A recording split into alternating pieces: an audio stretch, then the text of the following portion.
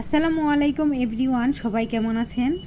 আশা রাখছি সবাই ভালো আছেন। আমিও ভালো আছি। আজকে চলে এসেছি একটা সুন্দর পাহাড়ি এলাকায়। এই এলাকার নাম পালপাড়া। এখানে একটা কারবাঙ্গা গাছ আছে আমার মাথার উপরে। অনেক সুন্দর ফুল ধরেছে কিন্তু কারবাঙ্গা ধরেনি। আমার কাছে দেখতে অনেক ভালো লাগলো, এজন্য ভাবলাম সবার সাথে শেয়ার করি, গাছটার একটু ভিডিও করে নিই। আমার পিছনে একটা বিশাল মন্দির আছে। এখানে ছোট ছোট বাচ্চাদের পড়াশোনা করা হয়। এই এলাকায় বেশিরভাগ হিন্দু মানুষ বসবাস করে, কারণ এইখানে কুমার এরা পাতিল বানায় অনেক ধরনের সুন্দর সুন্দর জিনিস বানায়।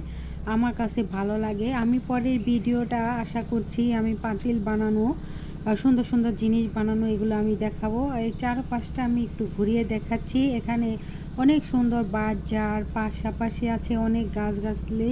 পাহাড় দেশে বিশেষ করে এরকম সুন্দর সুন্দর গাছ হয়ে থাকে। আর কিছু আছে পাখির ডাক, আমার কাছে অনেক ভালো লেগেছে। আশা করি আপনাদের কাছেও ভালো লাগবে এই ভিডিওটি। গ্রামের চিত্রগুলি ধরে তোলার চেষ্টা করছি। আমি অত সুন্দর ভিডিও করতে পারি না, কারণ একা একা আসতে হয় এদিকে। এখানে আছে সবজি বাগান, এখানে ডাটা বোনা হয়েছে আর জাংলা দিয়ে দিয়েছে। এখানে লাউ গাছ বোনা হয়েছে আর পাশের বাড়িতে ধান কাটা লাগছে। আমি একটু পরে ওইদিকে আবার চলে যাব, ওই ভিউটাও দেখাবো। অনেক সুন্দর গ্রামের পরিবেশটা, আসলেও অনেক সুন্দর। গ্রামে না আসলে বোঝাই যায় না যে গ্রামে এত সুন্দর সুন্দর জিনিস আছে। এখানে ওনারা সবজি রোপণ করে নিজেরা যা দরকার হয় বাড়ির জন্য বোনা হয়। এখানে তারা বাড়তি কেনাকাটা করে না, কারণ পারলে এরা বিক্রি করে এগুলা চলে। এখানে অনেক ডাটা বুনেছে, পাট শাক বুনেছে। আমার কাছে ভালো লেগেছে, কারণ নিজের ক্ষেতের সবজি খেতে অনেক ভালো লাগে। এই পাহাড়ি এলাকার মানুষ সব দেখি আমি, সবাই বাড়ির আঙ্গিনা দিয়ে সুন্দর সুন্দর সবজি বাগান করে। সবজিগুলো অনেক সুন্দর, অনেক ফ্রেশ একদম। বাড়ির উঠানে সব কিছু তারা বনে।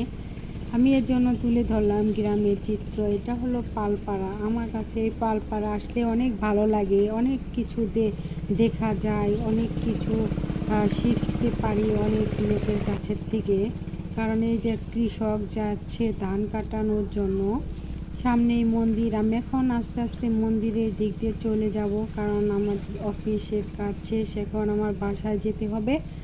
বিশাল একটা মন্দির, আমার কাছে ভালোই লাগছে। এখানে আবার ঠান্ডা একটু পরিবেশ, কারণ কাজের শেষে একটু বসে বিশ্রাম নেওয়া যায়। আমার কাছে অনেক ভালো লাগে এই এলাকাটা। কেউ চাইলে এসে ঘুরে যেতে পারেন।